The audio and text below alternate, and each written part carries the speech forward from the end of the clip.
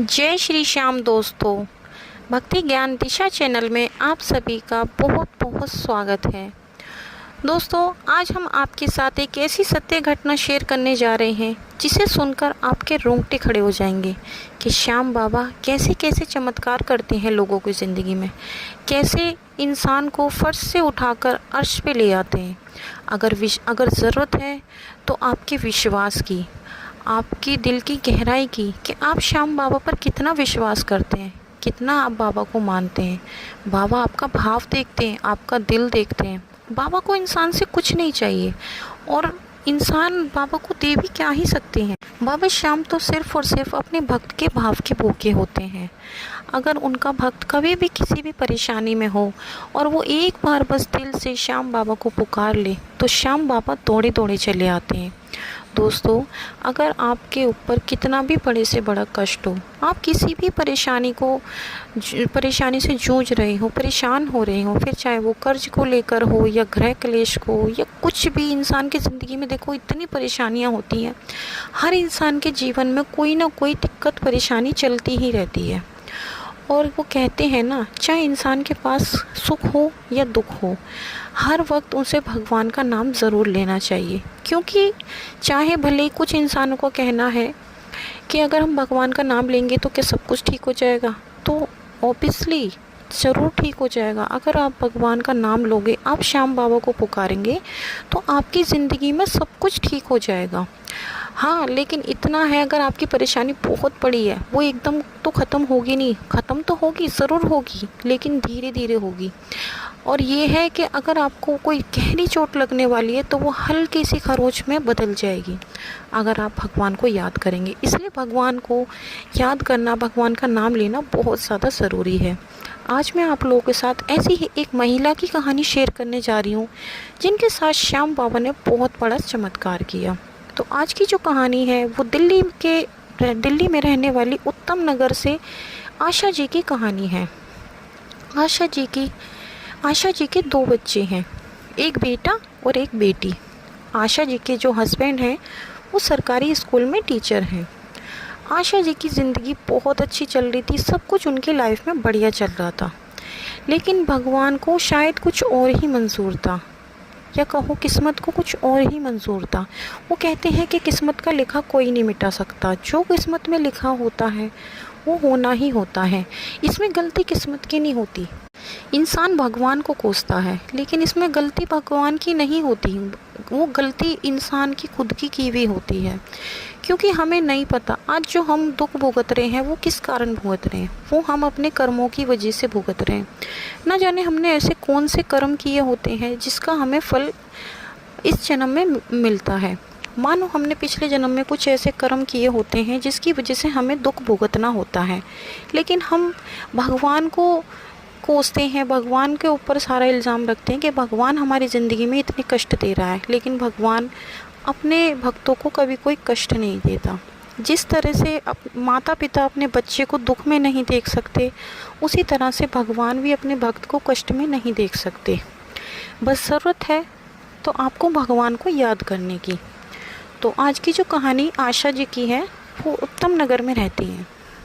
आशा जी के 2 बच्चे हैं, एक बेटा और एक बेटी। उनके जो हस्बैंड वो सरकारी स्कूल में टीचर थे। आशा जी की ज़िंदगी बहुत अच्छी चल रही थी, लेकिन एकदम से उनकी ज़िंदगी में इतना बड़ा तूफ़ान आ गया कि उन्होंने कभी अपने जीवन में ये सोचा भी नहीं था कि ऐसा उनके साथ हो जाएगा। उनके हस्बैंड के पेट में कैंसर था।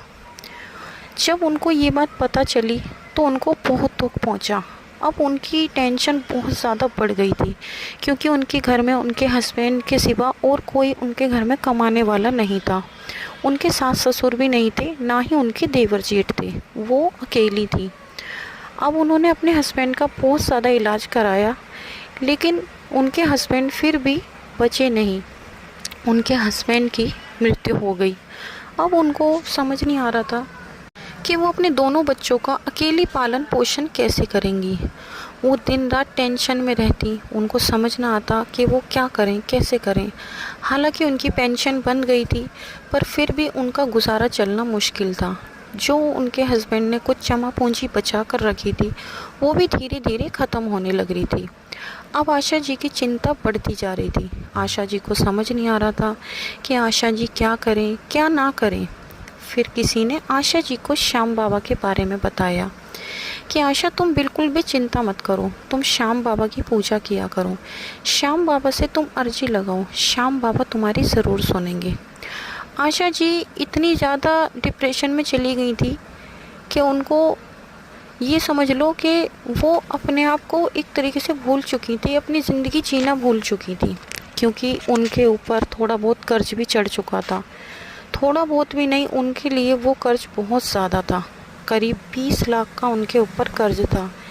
वो कर्ज जो उनके हस्बैंड ने किया था उन्हें पता भी नहीं था, उनके हस्बैंड ने उनको बताया नहीं था और उनको बिना बताए 20 लाख का कर्ज ले लिया। आशा जी को समझ नहीं आ रहा था कि सरकारी नौकरी होने के बावजूद उन्होंने 20 लाख का कर्ज क्यों लिया। आखिर ऐसी कौन सी ज़रूरत पड़ी जिस वजह से उन्होंने 20 लाख का कर्ज उठाया। फिर आशा जी को पता चला कि उनके कुछ दोस्तों को उन्होंने पैसे उधार दिए थे, जिस वजह से उनके दोस्तों ने लौटाए नहीं, उस वजह से उनको कर्जा लेना पड़ गया। अब आशा जी बहुत ज़्यादा समस्या में थी कि कर्जा मैं कैसे उतारूंगी। आशा जी के ऊपर प्रेशर आ रहा था, कर्जे वालों का प्रेशर आ रहा था, उनके घर पे चक्कर कटने लगे थे लेनदारों के। आशा जी को समझ नहीं आ रहा था कि आखिर करूं तो मैं क्या करूं। फिर उन्होंने जो उनके पड़ोस में एक महिला रहती है, उन्होंने श्याम बाबा के बारे में बताया। उसके बताए अनुसार श्याम बाबा की पूजा करनी शुरू की। उनके पास बाबा की कोई फ़ोटो नहीं थी।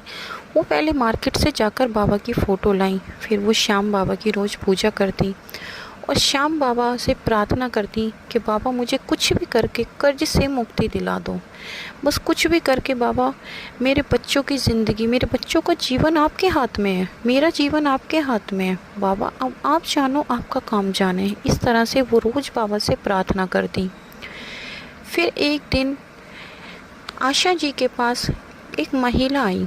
उन्होंने कहा कि आशा, मुझे तुमसे कुछ ब्लाउज सिलवाने हैं, क्या तुम सिल दोगी। आशा सिलाई में माहिर थी, लेकिन टेंशन की वजह से वो ये चीज़ भूल चुकी थी। अपने पति के जाने के बाद वो पूरी तरह सदमे में जा चुकी थी, लेकिन उन्होंने हिम्मत करते हुए कहा कि हाँ मैं सिल दूँगी। हालांकि उनका बिल्कुल मन नहीं था, उनको लग रहा था शायद मैं ना ही कर पाऊँ, लेकिन उन्होंने श्याम बाबा का नाम लेकर अपना सिलाई का काम शुरू किया। जब उन्होंने उस महिला के ब्लाउज सिले तो उसे बहुत पसंद आए। उसने और महिलाओं को भी बताया और देखते ही देखते आशा जी के पास कस्टमर आने लगे और आशा जी का काम बहुत अच्छा चलने लगा। अब श्याम बाबा की कृपा से आशा जी पूरी तरह कर्जे से मुक्त हो चुकी हैं और अपने बच्चों का भी अच्छे से पालन पोषण कर रही हैं। अब वो घर से ही महिलाओं के लेडी सूट, ब्लाउज वगैरह सिल कर अपने बच्चों का अच्छे से पालन पोषण कर रही हैं और अच्छे स्कूल में पढ़ा रही हैं। और कुछ उनके हस्बैंड की जाने के बाद जो उनकी पेंशन भी आती है। आज श्याम बाबा की कृपा से आशा जी बताती हैं कि श्याम बाबा ने मेरी ज़िंदगी पूरी तरह से बदल दी। जब से वो मेरी ज़िंदगी में आए हैं, मेरे साथ आए दिन रोज़ कोई ना कोई चमत्कार होते ही रहते हैं। आशा जी पूरी तरह टूट चुकी थी, सदमे में जा चुकी थी, लेकिन श्याम बाबा की कृपा से आज आशा जी पूरी तरह बिल्कुल स्वस्थ हैं, हष्ट पुष्ट हैं और अपने बच्चों का भी अच्छे से पालन पोषण कर रही हैं। तो दोस्तों, ये था आज का आशा जी की सत्य कहानी। अगर आपको अच्छी लगी हो तो हमारे वीडियो को लाइक करें, शेयर करें, कमेंट बॉक्स में जय श्री श्याम लिखना बिल्कुल भी ना भूलें और ये ज़रूर बताएं कि आप कहाँ से इस वीडियो को देख रहे हैं या सुन रहे हैं। दोस्तों, अगर आपके साथ भी श्याम बाबा ने कोई चमत्कार किया है, कुछ भी आपके साथ सत्य घटना घटी है, अगर आप चाहते हैं हमारे साथ साझा करना तो आप हमें ईमेल के थ्रू भेज सकते हैं। हम आपके द्वारा की आपके साथ हुए हुए चमत्कार को भी दुनिया के साथ साझा करेंगे ताकि ज़्यादा से ज़्यादा लोग श्याम बाबा से जुड़ सकें। तो आज का ये वीडियो यहीं तक था। कल मिलते हैं दोस्तों एक और नई वीडियो के साथ।